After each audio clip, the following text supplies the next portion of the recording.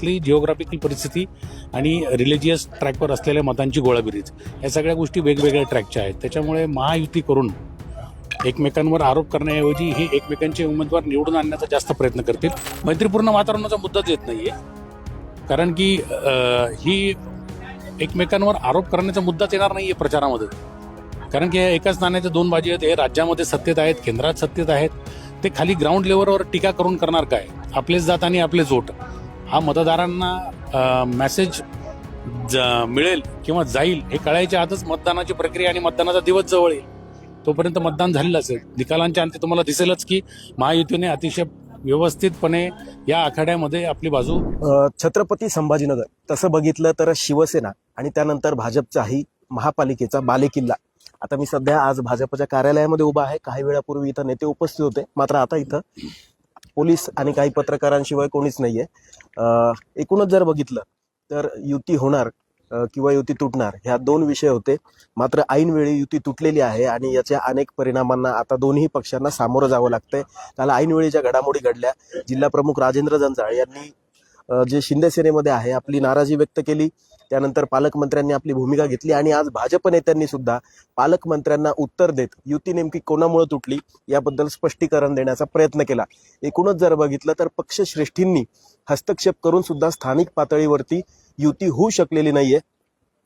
दुसरा एक याच्यामध्ये मुद्दा असा आहे की आज भाजप कार्यालयामध्ये नाराजांची मोठी गर्दी बघायला मिळाली. जवळजवळ अनेक महिला कार्यकर्त्या तसेच अनेक इच्छुक भावी किंवा इच्छुक जे उमेदवार आहेत त्यांनी सुद्धा या ठिकाणी गर्दी केली आणि नेते मंडळींना भेटायचा प्रयत्न केला. मात्र नेते मंडळींना पक्ष कार्यालयाच्या मागच्या दारांनी जाण्याची वेळ आलेली आहे. माझ्यासोबत बोलण्यासाठी माझे वरिष्ठ विकास राऊत आहेत. सर, काय सांगाल या सगळ्या घडामोडींकडे तुम्ही कसं बघताय?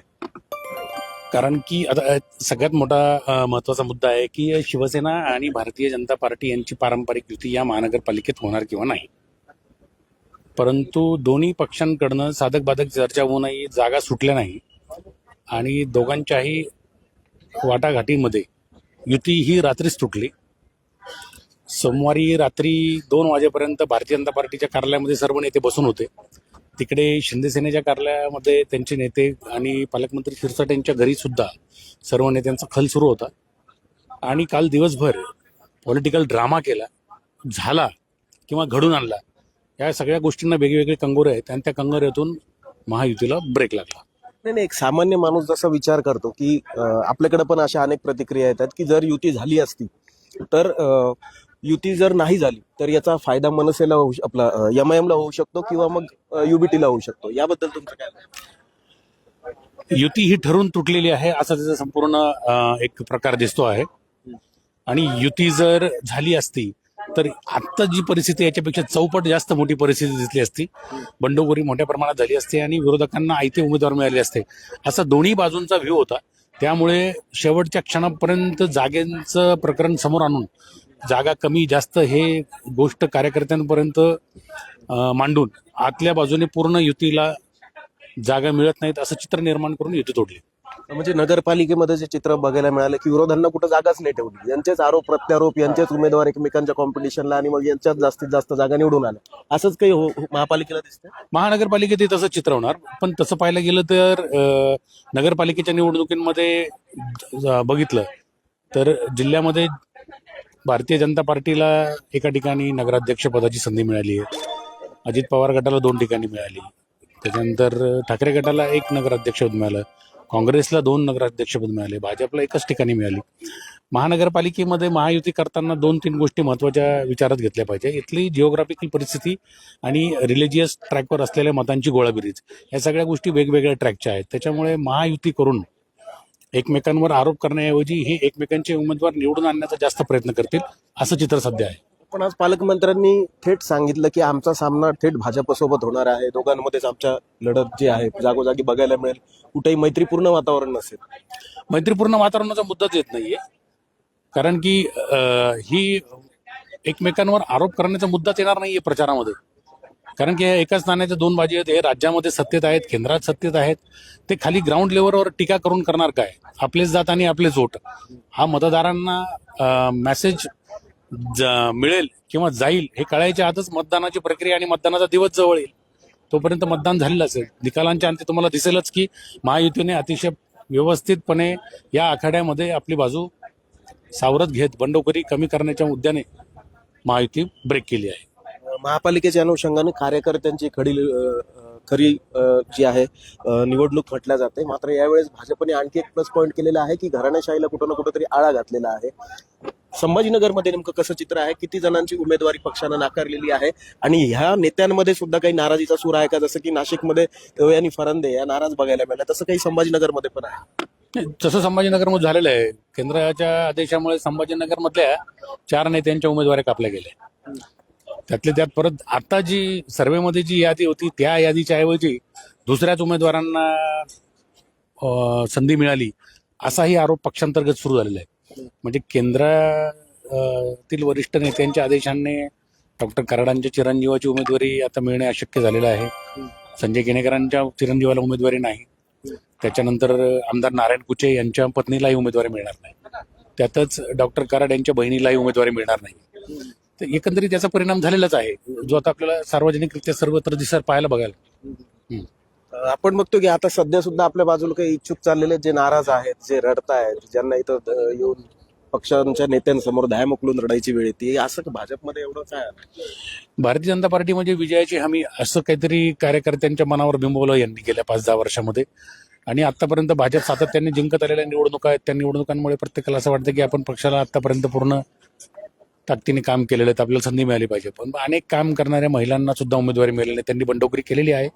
अनेक सर्वसाधारण ओबीसी खुल्या प्रवर्गातून ज्यांना अपेक्षा होती त्यांच्याऐवजी दुसऱ्या उमेदवारांना संधी मिळाली. त्यामुळे अनेकांचा राग आणि संताप इथे व्यक्त झालेला आहे. त्यातूनच एका दाम्पत्याने आत्महत्या करायचाही प्रयत्न केला, अंगावर पेट्रोल टाकून घेऊन. एकाने शिवीगाळ केली नेत्यांना, नेत्यांनी उत्तरं दिली नाहीत त्यांच्या प्रश्नांना, नेते मागच्या दाराने निघून गेले. तर हा सगळा आता कुठंतरी येणाऱ्या काळामध्ये भाजपला कार्यकर्त्यांची जुळजुळ करताना सुद्धा त्रासच होऊ शकेल, त्याची ही नांदी आहे आज. अजित पवार गट जो आहे हा मोस्टली भाजपसोबत दिसत नाहीये. यांची काही शिवसेनेसोबत हातमिळवणी येणाऱ्या काळामध्ये होऊ शकते का? अजित पवार गटाला ज्या जागा पाहिजे होत्या त्या गटाला पाहिजे तेवढ्या जागा भारतीय जनता पार्टीकडून मिळू शकल्या नाही. म्हणून त्यांनी 4 दिवसाआधीच आम्ही स्वतंत्र लढतो आहोत असं जाहीर करून टाकलं आणि त्यांनी 100 उमेदवार 25 प्रभागांमध्ये देऊनही टाकलेले आहेत. या सगळ्या घडामोडींचा पुण्यातली महायुती तुटणं असेल किंवा इथली महायुती तुटणं असेल, याचा लॉंग टर्म इफेक्ट राज्यातल्या महायुतीवर किती पडू शकतो? नाही, बिलकुल नाही. हे एकदम म्युच्युअल अंडरस्टँडिंग मधला गेम आहे. हे असं कुठंतरी एकदम वरिष्ठ पातळीवर नाराजी झालेली आहे आणि त्याचं पर्क्युलेशन होत खाली आलेलं आहे असं काहीच झालेलं नाहीये. इथले स्थानिक पातळीवरच ऑक्टोबर महिन्यामध्ये देवेंद्र फडणवीस यांनी जेव्हा संभाजीनगरमध्ये पूर्ण मराठवाड्यांच्या कार्यकर्त्यांची मतं जाणून घेतली होती तेव्हाच सांगितलं होतं, स्थानिक पातळीवर जसं वाटेल तसा निर्णय घ्या. युतीमध्ये लढायचं असेल तर तुम्हीच निर्णय घ्या आणि युतीत न लढता जर फायदा होत असेल तरी तुम्ही निर्णय घ्या. त्या धर्तीवर निर्णय झालेला आहे. याच्यामध्ये काही कोणाचं दुमत झालेलं नाहीये. हे फक्त कार्यकर्त्यांमधलं जे बंड आहे ते शमविण्यासाठी एकमेकांवर आरोप करण्याचा प्रयत्न सुरू आहे असं याच्यातून दिसतंय. काल पालकमंत्र्यांच्या घरी झालेला हाय व्होल्टेज ड्रामा असेल किंवा सकाळी पालकमंत्र्यांनी प्रेस समोर आक्रमकपणे केलेले विधानं असतील, त्याला तेवढ्याच आक्रमकपणे भाजपनी सुद्धा नाराजी व्यक्त केली की आम्हाला सुद्धा युतीची अपेक्षा होती. मग ह्या सगळ्या गोष्टींमध्ये किती तथ्य आहे की हे सगळं प्रिप्लॅन्ड वाटतं? पालकमंत्र्यांना कसं आहे, पालकमंत्री म्हणून त्यांना पण माझ्या कार्यकाळामध्ये संभाजीनगर महानगरपालिकेमध्ये मी विजय मिळवला, याच्यासाठी अलायन्स करून त्यांना पुढे जायचं होतं. आणि अलायन्स करून जर पुढे गेल्याचं तर निश्चितपणे महापौर महायुतीचा बसेल, मग तो शिंदे सेनेचा बसेल किंवा भाजपचा बसेल हा भाग वेगळा. परंतु त्यांना ते मेसेज द्यायचा होता, कारण की जिल्ह्यामध्ये संदीपान भुमरे असतील खासदार आपले, त्याच्यानंतर आमदार अब्दुल सत्तार असतील, यांनी एका हाताने त्यांची नगरपालिका जिंकून आणली आहे. मग कुठंतरी पालकमंत्र्यांनाही ते वाटत असेल की मी पण संभाजीनगरची महापालिका माझ्या नेतृत्वामध्ये निवडून आणून दाखवली पाहिजे. याच्यासाठी त्यांचा विषय होता की आपण युतीत लढलं पाहिजे.